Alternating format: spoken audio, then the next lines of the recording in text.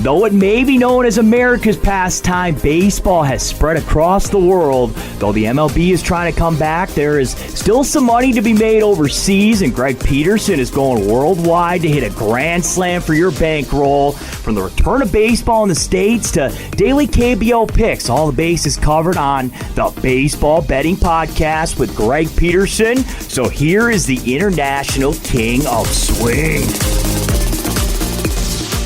Special hello and welcome to lovely Las Vegas for the Baseball Betting Podcast with myself, Greg Peterson. Got a great podcast for you today as we are going worldwide, not just with our picks, but with our guests as well. Jeeho Yoo, he does a great job of being able to cover the KBO for Yonhap News out in Seoul. He actually is, I believe, the lone person that covers the KBO that is actually speaking English with Yonhap News, so going to be great to get him on. He's going to tell us just a little bit more about the basics with the KBO, his big takeaways from a little bit over a week into the season, and so much more, so we're going to have a good time with that, and he's also going to be talking about just what sort of an atmosphere we get in the KBO once fans do pack the stands. It does seem like it is going to be a little bit of a while before we do get fans in the stands, just because there has been, unfortunately, a little bit of an outbreak of COVID-19 in South Korea. But with that said, going to be great to get him on in the second segment and in the final segment. Going to be giving you a side and total on every game on the KBO betting board and a little something we like to call touch 'em all. First things first, always like answering your Twitter questions.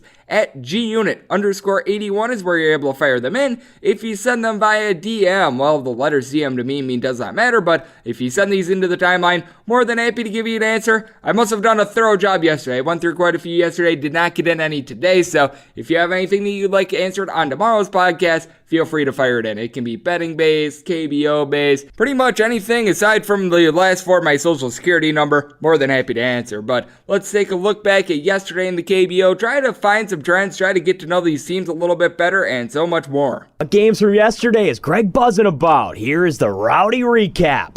The struggles for the Hanwha Eagles on offense are very, very real. They wind up falling to 2-6 on the campaign as they lose to the Kia Tigers by a count of 4-3. By the way, for Hanwha, they have scored more than 3 runs once so far this year. So, needless to say, they have been very much an under team so far this year. And if you take a look at the Eagles, what's been very intriguing about a lot of their games is that they score a lot of their runs within the first 5 innings. They wound up plating all 3 of their runs in the first 5 innings, and then from there, they just could not get into the Kia bullpen as Lee Min-woo wound up giving the Kia Tigers a, I guess you could call it average start. He went 5 innings. He gave up 3 runs, all of which were earned. He had a 5.43 ERA last year, so this is pretty par for the course for him. But with the Kia Tigers, they do not give up a single run out of the bullpen in 4 innings. They give up just 1 hit, so they did a very good job of being able to hold down the fort with that regard. And for Hanwha, they did a very good job themselves of being able to come out of the bullpen and give some good relief. 3 innings of relief from their bullpen. They give up just 1 hit, no earned runs, but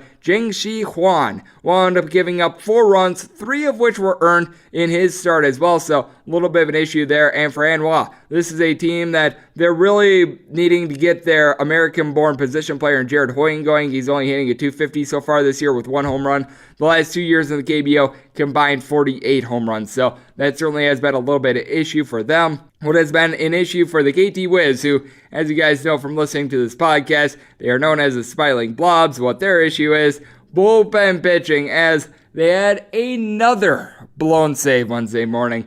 Lee Dae-un has blown 2 saves and has taken 2 losses so far this year. The KT Wiz, as a collective, have 1 win so far. They wind up losing to the NC Dinos by a count of 5-4 in extra innings, and this was a very interesting game as KT was able to extend this game and at one point take a lead thanks to a pair of home runs. Kim Min-uk wound up going yard for this team. He has been doing a very bad job at the plate, to say the least, so far this year, hitting a $125, but he came up big in that spot. And then the cleanup hitter for this team, Yoo Han-jun, he wound up going yard. This is someone that hit a combined 34 home runs the last 2 years for KT. This was his first of the campaign, so you got to think that that might be able to get him going. But with KT, they were able to get a good start out of William Huevas. He won 6 innings. He gave up 1 solo home run. That was the only run that he gave up. But then the bullpen, They go 3 2/3 innings. They give up 4 runs, 3 of which were earned. And for the NC Dinos, bullpen pitching has not necessarily been their forte either. They give up 3 runs, 2 of which were earned over the course of 4 innings themselves, and they had to feel heartened that Mike Wright, after a little bit of a rough start in his first go with Samsung, he had a very good start in this one. 6 innings, he gives up 1 run. He did give up 5 hits and 2 walks, but did a very good job of evading danger, as Mr. Cuevas did as well. The Lotte Giants have scored at least 7 runs in all but one of their games so far this year, and they take down the Doosan Bears by a count of 10-9. In this one, Doosan had nobody to blame but themselves for this loss. They issue as a collective 9 walks in 9 innings. Needless to say, that is called not good, as Young-Ha Lee wound up going 5 innings in this game. He winds up giving up 5 runs, but only 2 of which were earned. There were a pair of errors by Doosan that caused 3 unearned runs, so there's your big difference in the game right there, as Sojun Won wound up getting the start for Lotte. This is someone that has never really been a great starter. He's only 19 years old, 5.47 ERA with a 4-11 record last year. He got touched up in this one. He wound up giving up 5 hits, a home run, as being able to take him deep was Kim Jae-hwan. He wound up having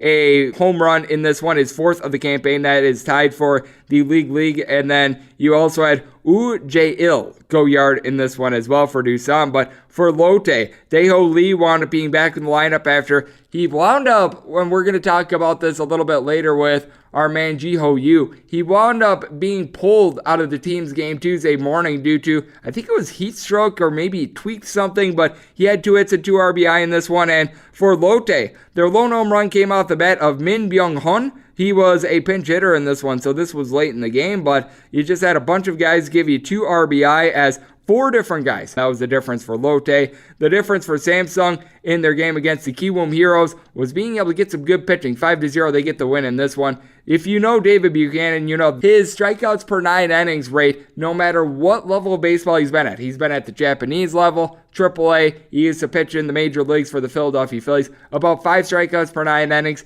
That was not the case Wednesday morning. He wound up delivering a 7-inning gem. He winds up striking out 8, gives up just 2 hits. He was absolutely superb after getting touched up in his first start against NC. And then from there, the bullpen was able to complete the shutout. As for Kiwoom, they wound up having a little bit of a tough time of it, as Choi Won-tae wound up giving the team, I would call it a pretty decent start. He winds up going 7 1/3 innings. He did give up 4 runs, but the thing is, only 2 of them were earned. He had 6 strikeouts of his own, did not give up a single walk, but the difference for the Samsung Lions was being able to get a home run late in the game off the bat of Lee Sung-gyu. Entered into the season with 2 career home runs. Well, he's already got 2 home runs in this young season in 24 at-bats, so certainly he looks to be turning things around. And for Kiwoom, they wound up having 1 hit after the first inning in this one, so needless to say, they weren't able to do a lot. And you know who else wasn't able to do a lot? The SK Wyverns on defense, as LG winds up putting up 2 touchdowns. They just completely destroy the Wyverns by a count of 14-2.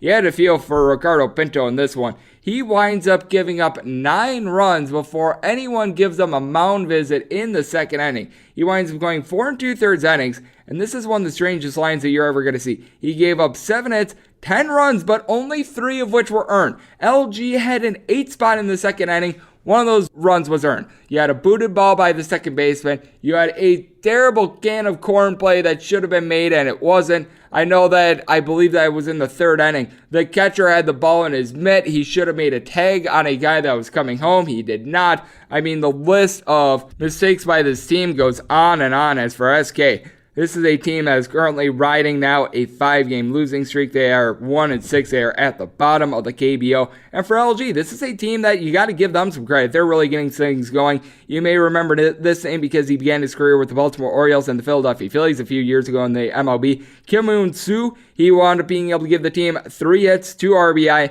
And what's incredible is that LG had the 14 runs without a single home run, and they were able to get a tremendous start out of their pitcher in Lim Chung-gu. He winds up going 6 innings. He gives up just 1 run. This is a guy that's had at least a 4.53 ERA in every one of his years in the KBO ever since 2012, but was certainly able to put it together in this one in his first start of the year. 7 strikeouts. Wyverns have been towards the bottom of the league along with the Hanwha Eagles when it comes to offense. And right now, if you're taking a look at the standings, LG is starting to charge at 4-3, along with the Doosan Bears. The Kiwoo Muras are 6-2. NC Dinos and the Lotte Giants are 6-1. And then you've got the Wiz, aka Smiling Blobs, and Wyverns at 1-6. Eagles are 2-6. And then you got the Samsung Lions randomly at 3-5, and the Kia Tigers at 4-4. So a little bit of a wrap up as to what we all saw from the KBO on Wednesday morning. Obviously, there was a lot of errors, but a man that does not commit any errors whatsoever. As a matter of fact, he is absolutely tremendous at what he does.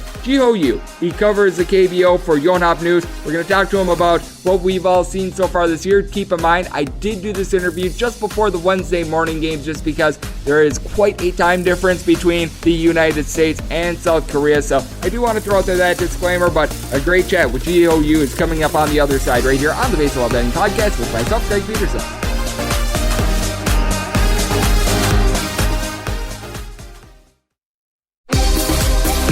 Greg is calling in a pinch hitter from the Overtime Network hotline.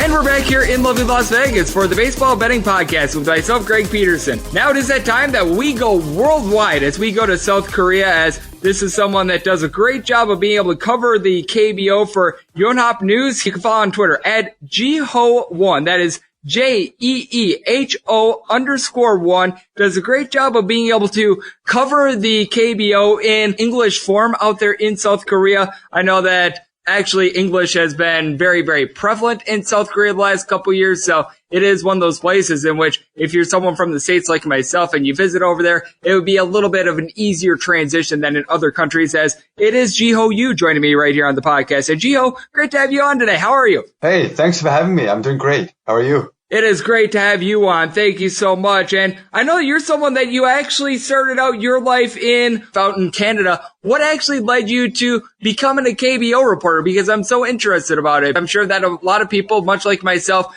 just got into the KBO first couple weeks because we've got the MLB on hiatus. And I know that you've been covering it for quite a while and you know all about this league. I was born in Korea. And I spent a few years in Toronto, went to high school and university, as we call it up there. And then I came back. Long story short, wanted to become a sports writer for the longest time. I played baseball a little bit growing up, and obviously I was not good enough to play professionally, but I wanted to do something with my life that had something to do with baseball or sports.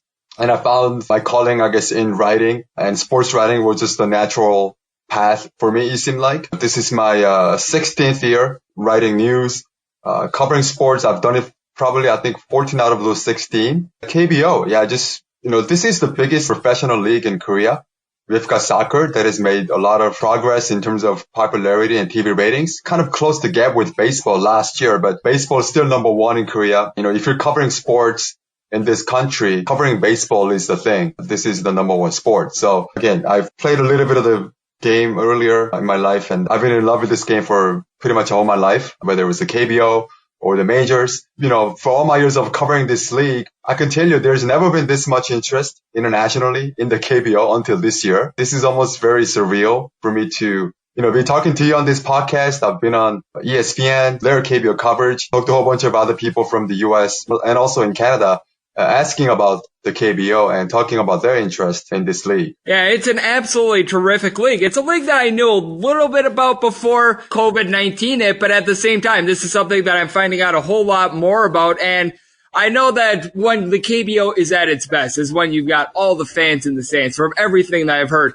it's like a really good rave. It's like a really good rock concert. Tell the people at home just a little bit more of what a KBO game is like when we actually have fans, because there's a lot of people like myself. We're enjoying the game, and this is without fans. If we're enjoying these games without fans, just imagine what it's like when you get thousands upon thousands of people packing these stadiums. Yeah, you guys are missing out, really. Not being able to watch KBO games without the fans in the stands. Quite literally, this is from the first pitch to final out, chanting and cheering and singing and dancing. KBO fans do not usually leave games early to beat the traffic. Even in blowouts, fans will stay on, just cheer on their teams until the final out, even when their team's down by multiple runs in late innings. And every player has his own walk-up song. Every player has their own, designated song. And fans memorize all these songs and lyrics. We've got the cheerleaders on the stage for both visiting and home team. They're sort of leading the cheers with the dance moves and the songs and playing drums and what have you. So it's pretty loud, very, very raucous. And I tell people that going to a KBO game with the fans is a great excuse to get drunk outdoors. Because tickets are kind of cheap. The concession is relatively inexpensive compared to major league ballparks. You can bring your own food. So you can do a lot of things in a KBO game. It's almost like, you go out to a patio, sit outside, have a few beers, maybe grab some fried chicken or pizza, and then a baseball game breaks out on the field. So I could tell you there's quite a bit of people out there who actually go to games, but not actually watching games on the field. They're just out there having a good time with their friends and family. That sounds like something that I want every bit of, as we do have Jeeho Yoo joining me right here on the podcast. Sounds absolutely tremendous. And you mentioned the fact that the fans don't leave early, and I think a big reason why is something that we've seen on quite a few of these ESPN games the first week plus. The bullpens have not necessarily been doing a great job of being able to put away these games, and that's putting it very politely. We remember the NC Dinos versus the LG Twins.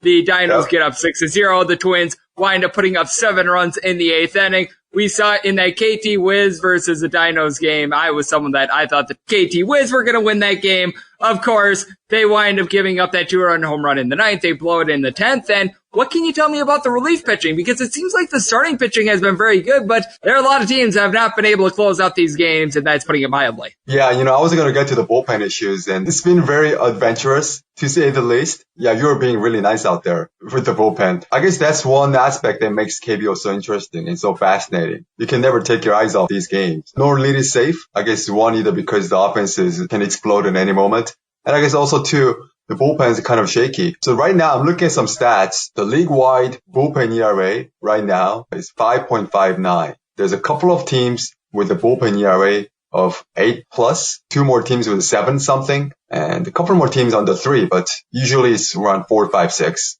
And then bottom couple of teams with 8+ ERA out of the bullpen. So yeah, the starting pitchers, teams have 2 foreign import pitchers. A lot of them former major league guys. So they're the type of pitchers that are kind of on the cusp of majors, maybe a little better than AAA, but not quite good enough to crack the major league rotation. So they end up in places like Korea, and they kind of thrive.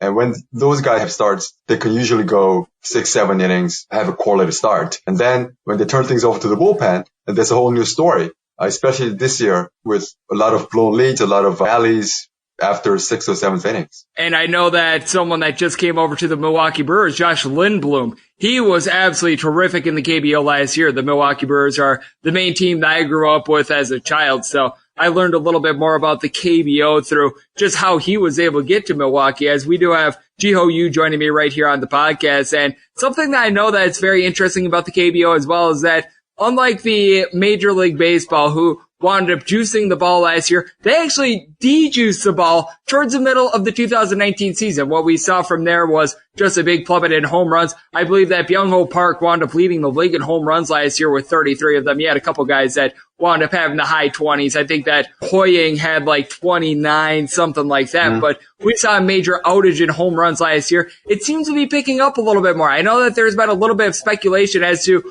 whether or not the ball is, I guess you could call it rejuiced or not. What have been your overall thoughts on this? Because we certainly are seeing an uptick in scoring as compared to last season. Oh yeah, I think there's a lot of conspiracy theory going on. I don't think anybody really believes that we're using the same balls as last year. It's not just the number of home runs. It's just the way they fly out of the park. There's a lot of opposite field, maybe not lazy, kind of, fly balls that look kind of like ordinary, and balls that would have been outs last year, they're going out of the park. I don't know. Maybe it's the effect of having ESPN eyeballs on the KBO, and they wanted to maybe make sure people in America, I guess other parts of the world, would see a lot of runs being scored in the KBO. Numbers came out, I think earlier this week or last week, that, they're testing these balls every so often in terms of their coefficient of restitution, their sort of the numbers that whether these balls actually meet their league-wide standards. And the numbers show that they are within the standards.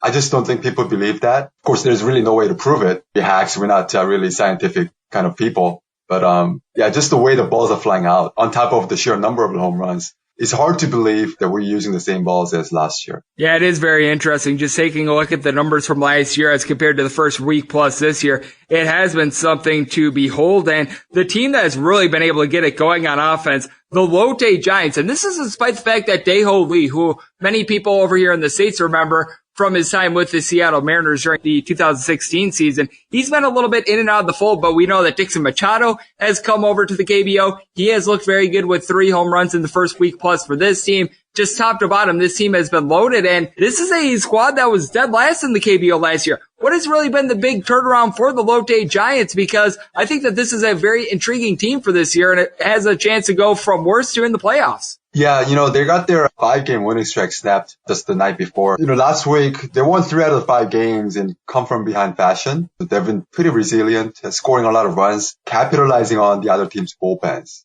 Hitting some home runs here and there. Not striking out very much, which is uncharacteristic for this team compared to last year. Their approach has been good at the plate. Their pitching has been just good enough to keep them in the games. And you talk about guys like Dixon Machado. When the Giants signed him, he was going to be a sort of a defensive-minded signing, and any offense that the team was going to get from him was going to be a bonus. But now he's got 3 home runs already. There's probably more home runs than he hit all last year in any organized baseball. So this is a pretty amazing start.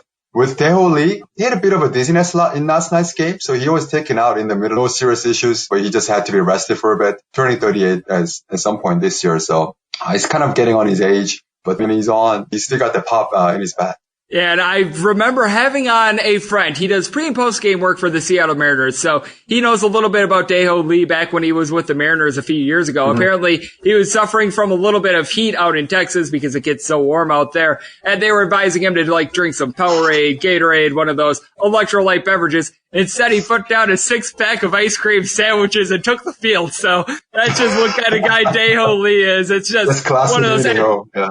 Yes, that is awesome. Just one of those guys that you love being around. And it is just awesome to be able to talk about all these teams. And from the first week plus, we've obviously had teams that have been able to do a little bit better than others. But who's a team or two that maybe got off to a slow start that you think might be able to pick it up? Because I'm taking a look at the SK Wyverns. They've had a rough start to the year, but I think that they might be able to pick it up because I actually do think that this is a team that has a decent bullpen. I'm not going to call it great by any stretch, but I did like what I saw out of them on, I guess you could call it Tuesday, because Nick Kingham, he just wound up having a bad start for the team. And then from there, bullpen only gives up 1 run. And I think that the Wyverns are going to be able to right the ship a little bit. I don't know if you have a little bit of a different team that you have your eye on, but that's right now mine out in the KBO. Yeah, so the Wyverns, they just have to hit a little better. The bullpen's numbers don't look pretty right now, but their pitching is actually one of their strengths. And last year, they were in first place in middle of August, and then they actually blew that. They ended up in second place by losing on the final day of their regular season, or having Tucson Bears win on the final day of their regular season. The main reason for the collapse was their hitting. Their bats just went missing in the second half,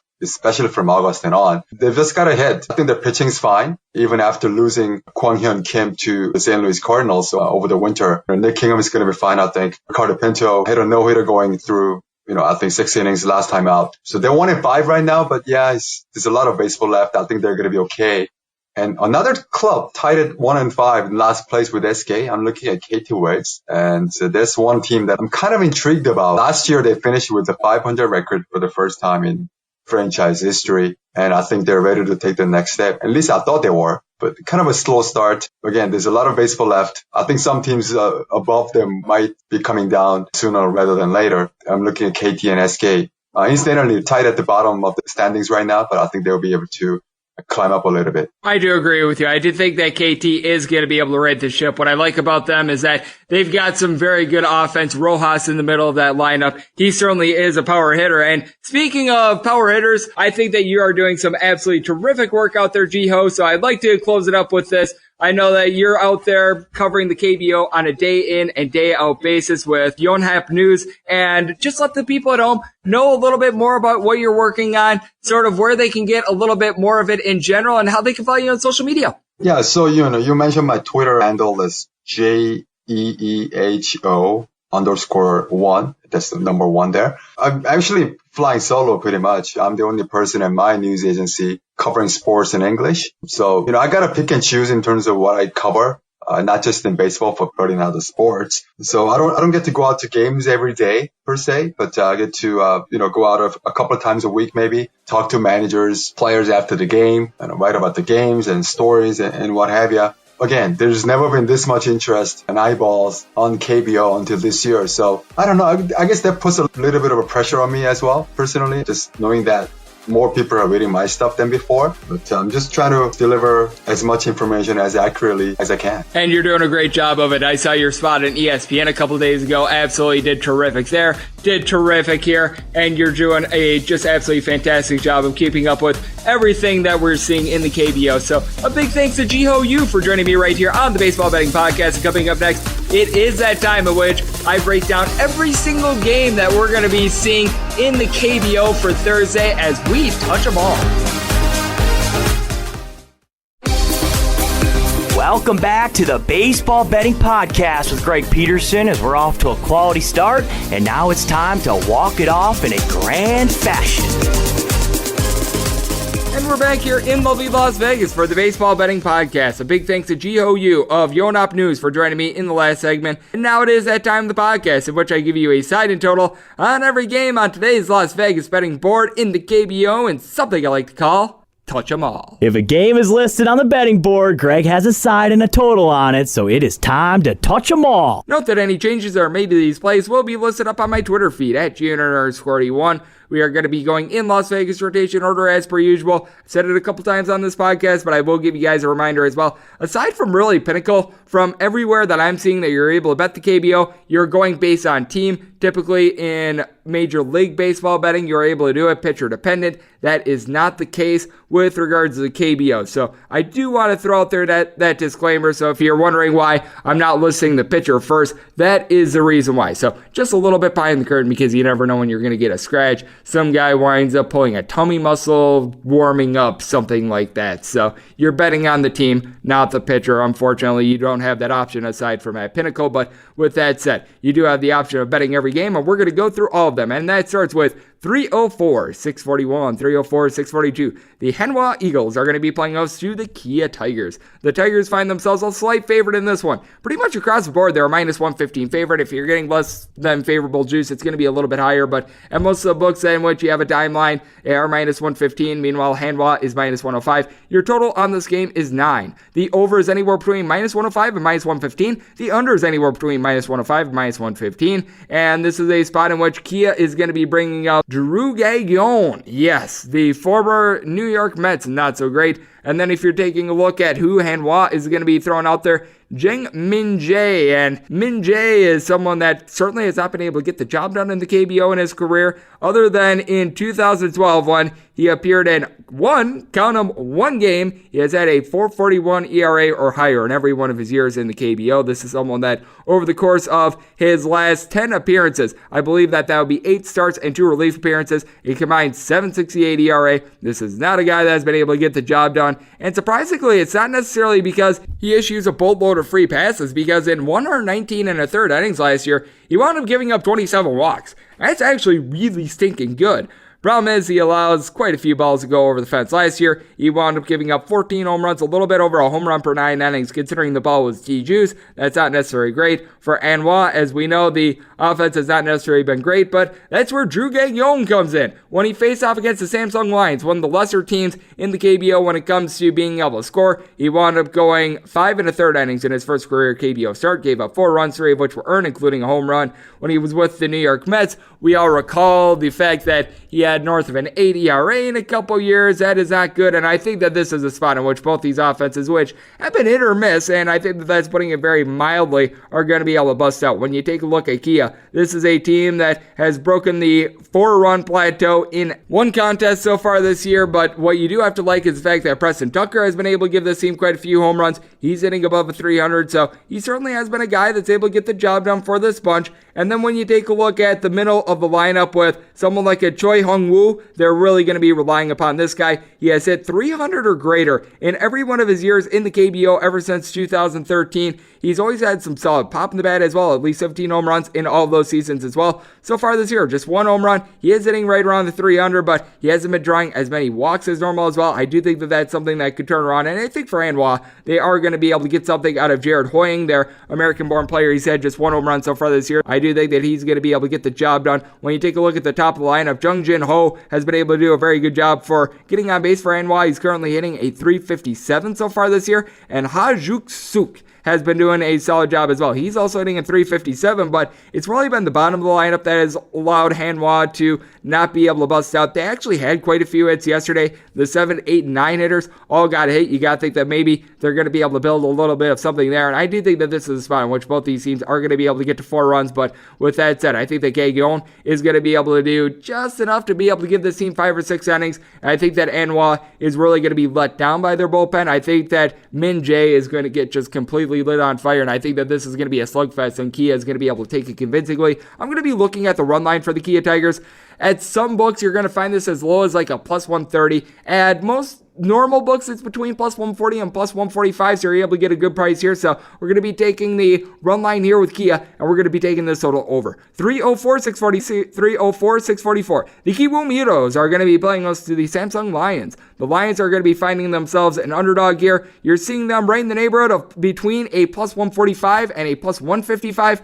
Meanwhile, with the Heroes, you're able to find them as low as minus 165, but at a lot of books, you're going to be finding them more around minus 175 and minus 180 based on the juice. And your total on this game, it is 8.5. The over is juiced anywhere between even and minus 120, and so is the under. So you really want to be taking your book here, because whether you like the over or the under, you're probably going to be able to find even money, which is always something that is very appealing. And this is a situation in which I am going to be trusting in the bounce back spot for the Heroes, because with Kiwoom, they are going to be sending Lee Sung-oh out there on the mound, and for Samsung, it is going to be Choi Jae-hong. And Choi Jae-hong is someone that actually closed out last season solidly. He gave the team a 6-6 record, 4.81 ERA, but he was a little bit more effective towards the end of the year, gave up a little bit less than a home run per 9 innings. Here's the big thing, though. He has a little bit of a walks issue. Gives out more than 3 walks per 9 innings. This is a Kiwoom team that their American-born player in Taylor Motter, he is absolutely terrible. I remember covering him with the Seattle Mariners. I've said this on this podcast several times.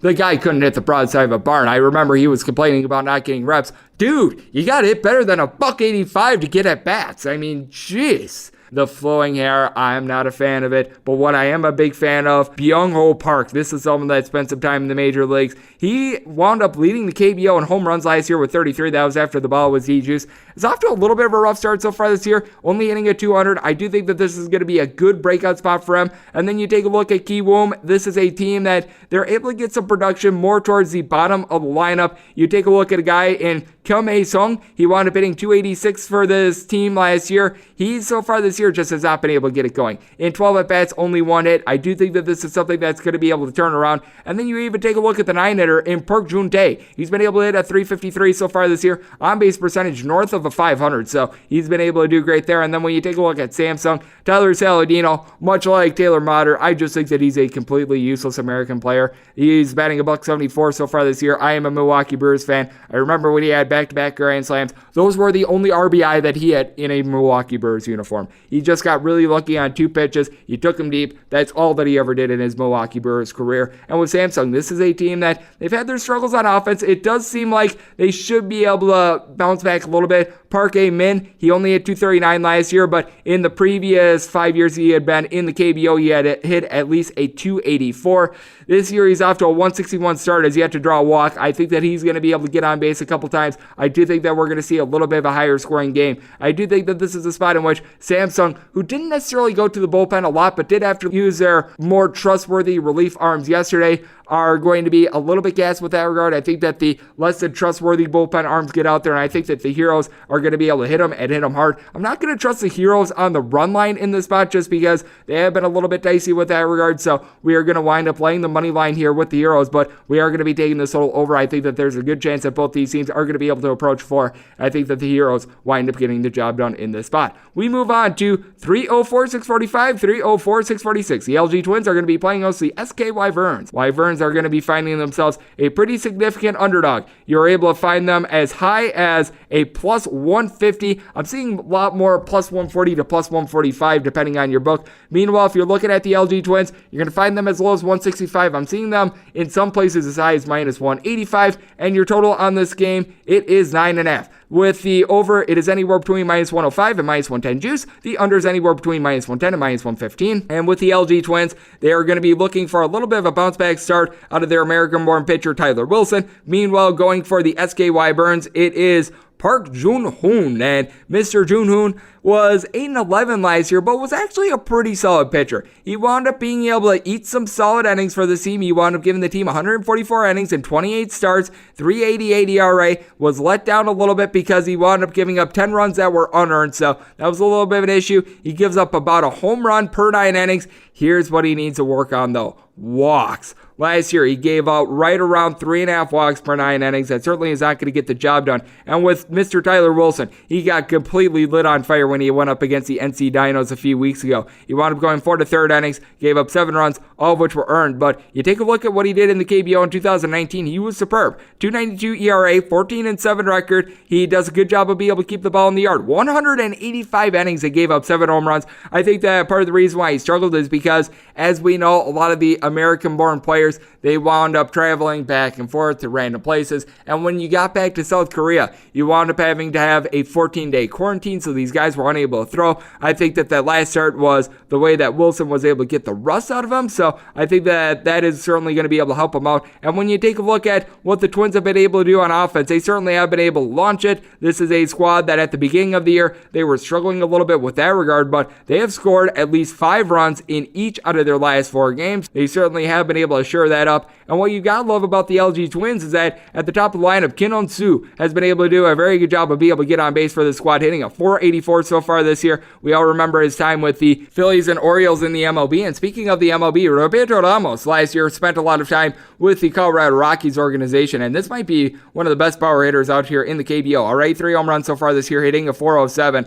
Why the Rockies didn't give him more at-bats and more opportunity, the world will never know, but I do like what I'm seeing out of this LG Twins lineup, and the LG Twins have had one of the better bullpens that you're going to find in the KBO. And SK, if there is one thing that they can hang their hat on, it is the fact that their bullpen the last couple years has been solid. They were down so many runs yesterday, which they trotted out there. They're less than trustworthy bullpen arms, so I do think that we're going to see a little bit of a better bullpen performance in this game from SK.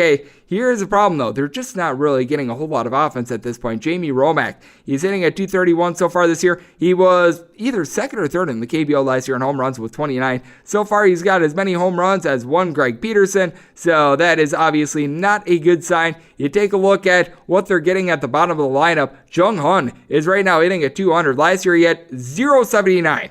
Not 179, not 279, .079. That is what we call not good right there. Kim Chang-pyong, he wound up hitting $178 last year. He's hitting a little bit better so far this year, but I think that's going to be tailing off. I just don't have a lot of faith in this SK lineup. I think that this is a spot at which the LG Twins should be able to roll, and they should be able to roll in grand fashion. I think that Mr. Wilson is going to be able to get online. It's going to be a rough go of it for SK to really get past 3. I think that LG, they're going to be able to get their 5+ runs in this one, but I think that the pitching from Wilson is going to be good enough, and the bullpen is going to be able to hold this under, and I think that LG wins this game by multiple runs. So we're going to take the LG Twins on the run line. If you're looking at this run line, it is in most spots a little bit of plus money. I'm seeing it at Circa currently a +110. A lot of offshore sites have it more around a +115. I was able to get personally in the 120s. So I recommend the run line at any sort of a plus price in this spot, and I'm going to be taking this under as well. We move on to 304, 647, 304, 648. You've got the Lotte Giants, and they're going to be playing also the Doosan Bears. The Bears are finding themselves a favorite in this spot. With the Bears, you're going to be laying anywhere between as low as -145, but I'm seeing as high as -170.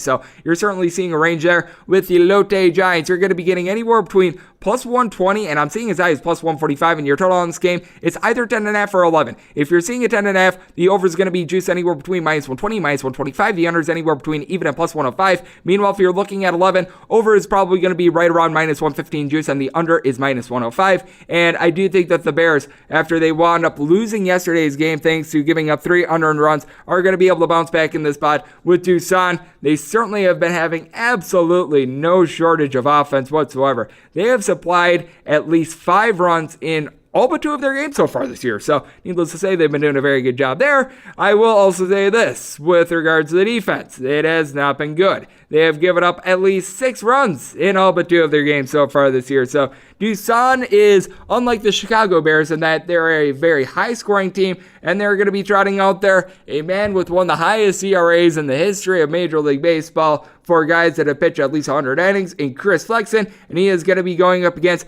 Park Si-woong, and Park Si-woong is someone that has not necessarily been stellar in his KBO career. He's had an ERA below a 4.20 once in his lifetime, and this is someone that only made a grand total of 24 starts the past 2 years, so he has been a little bit banged up when you take a look at that. I will say, recent form for him has been a little bit better. If you date back to the end of last year into early this year, in his last 10 starts, 3.71 ERA, so he's been doing a better job because in each out of his last 8 starts, he has been able to keep the ball in the yard, has given up 0 home runs. You do have to like to see that. He is 24 years old, so a little bit of a younger guy. What has really been doing him in is walks. Last year, he wound up giving up nearly 4 walks per 9 innings. That really doomed him. Year before, he gave up over 6 walks per 9 innings, so that is no doubt an issue. And then when you take a look at Doosan, Jose Miguel Fernandez has been doing a great job of being able to set the table for this team. He led the KBO when it comes to total hits last season. He has been doing a very solid job of being able to get on base so far this year, so you do have to like that. And then their power hitter in Kim Jae-won. He right now is tied for the KBO lead with 4 home runs so far this year, and ironically enough, he's tied for the league lead with someone on the SK Wyverns, which they have been very anemic on offense, so that shows you where they're at. But with that said, we've been hearing it on a lot of these ESPN broadcasts.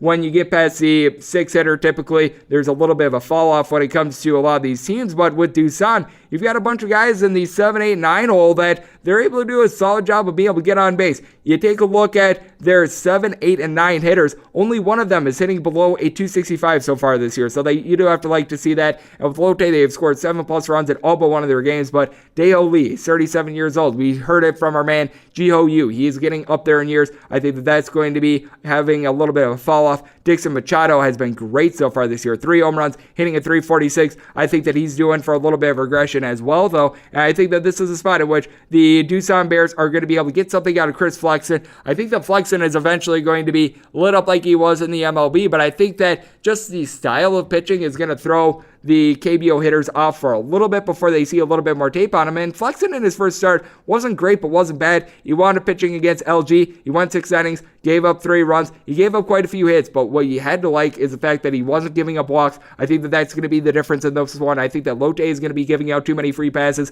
Meanwhile, Flexen, he's going to be able to go 6, give up like 2 or 3 runs, and just keep things out in front of him. So for that reason, we are going to be taking the money line of the Doosan Bears, and we're going to be taking the total under, and we wrap things up with 304-649, 304-650. The NC Dinos are going to be playing us to the KT Wiz, aka the KT Smiling Blobs. And if you were looking at the Blobs earlier on Circa, they actually opened up at plus 175. This has dipped quite a bit. You're going to be finding the Smiling Blobs, aka the KT Wiz, anywhere between plus 140 and plus 160. Meanwhile, if you're looking at the Dinos, you're going to find them as low as minus 160, but if you've got bad juice at a book, you might find them as high as $2. And your total on this game, it is anywhere between 9.5 and 10. If you're looking at the 9.5, over is juice of minus 120. The under is even. If you're looking at the 10, over is juice of minus 120, and the under is once again even. So that shows you right there that you've got quite a range between the Circa book, which has 9.5, and a lot of these offshore books that have 10. But with that said, we are going to be taking this total under. I do think that the Smiling Blobs, they are not going to be going to the well once again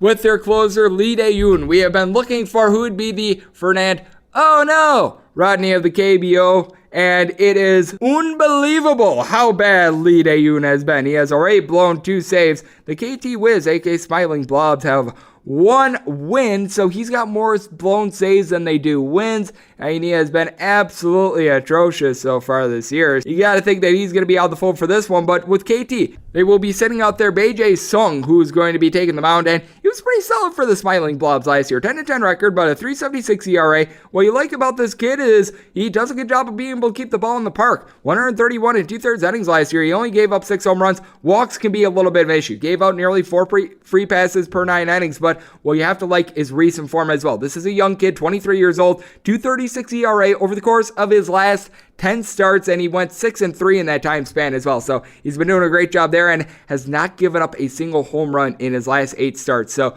I do like that. Meanwhile, when you take a look at the flip side, it is going to be Koo-jang Mo who is going to be going for the NC Dinos. And this is someone that also is a little bit of a young 23-year-old, and he was very solid for the Dinos last year. 3.20 ERA, 10-7 record, But here's the thing with him. He's going to give up a little bit more of a long ball, more around 0.9 home runs per 9 innings. He'll give up his free passes as well. A little bit over 3.6 walks per 9 innings. And over his last 10 starts, he has a 4.26 ERA. So he has been a little bit touched up there. And the big reason why is because he's given up 8 home runs in those starts. So he certainly has had a little bit of a fall off. He's one of the better strikeout pitchers that you're going to find in the KBO, though. And what we do know about the NC Dinos is that this team is going to put up runs, and they are going to put them up in bunches. They have scored at least 4 runs in every one of their games so far this year, and they're a team that they give them up as well. You take a look at what they've done recently. They have given up at least 3 runs in all but 2 of their contests so far this year. If you take out the season opener, they have given up at least 3 runs in 5 out of their last 6 games. So this is a bunch that they're willing to give it up. And with the Smiling Blobs, what you do have to like about this team is the offense. Mel Rojas is someone that really tore it up in the KBO last year, was one of the top players with regards to home runs with 24, hit a 322, and he's off to a great start this year. 452 batting average,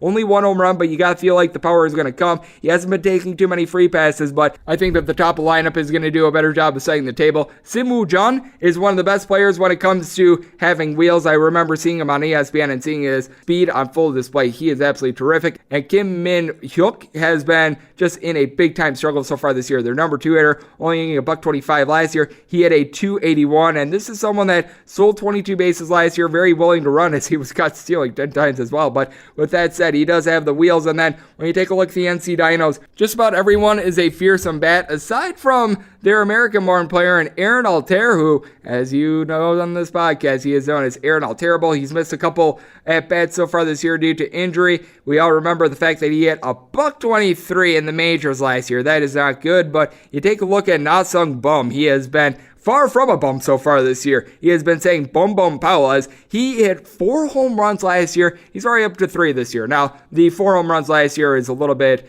deceiving because he only played in 23 games. When he played a full 144 games late the year before, he had 23 home runs, but he certainly has been able to tear it up so far this year. And then you take a look at the bottom of the lineup for the NC Dinos. You've got a bunch of guys that they have been doing a solid job of getting on base. Sans the number 9 hitter in Kim Sung Wook. He is only hitting about a 133, so you throw him out of the equation. And Lu Won Jae, I will say this as well. He has been platooning with Kim Jae Hong. He certainly has not been able to get the job done, but Chen Hong last year hit 277 for this team in a little bit of a platoon role, so I do like what he's able to bring. And then you've got Park Min Woo, who at the top of the lineup has been doing a great job of being able to set the table. Has hit at least 300 in every one of his years in the KBO ever since 2015, hitting 310 once again. Not necessarily going to be a power guy, 16 career home runs, but the big thing with both of these teams is being able to put bat to ball. You've actually got 2 decent strikeout pitchers, which I think is going to limit the speed of both of these teams, which is why I'm going to take the under. But I do think that Bae-Jae Sung is going to be able to get the job done in this spot. I like his recent form, and with KT, they're not going to be bringing out our good buddy who's unbelievably terrible recently. So I actually think that the fact that KT is not going to have their normal closer is going to lead to them being able to be a little bit more trustworthy in the bullpen. So we're going to take our good friends, the Smiling Blobs, on the money line, and we're going to be taking this total under. And that will wrap things up for the Baseball Betting Podcast here on a lovely Wednesday for the Thursday morning games. Big thanks to Jeeho Yoo of Yonhap News for joining me in the last segment. And if you like what you're hearing from this fine podcast, you can subscribe on Apple Podcasts, Google Play, Spotify, Stitcher, and TuneIn. If you ever have a question for the podcast, write it into my timeline at Junior_41. Hopefully you're all safe, healthy, and doing well, and I'll talk to you guys once again tomorrow. Thank you so much for tuning in.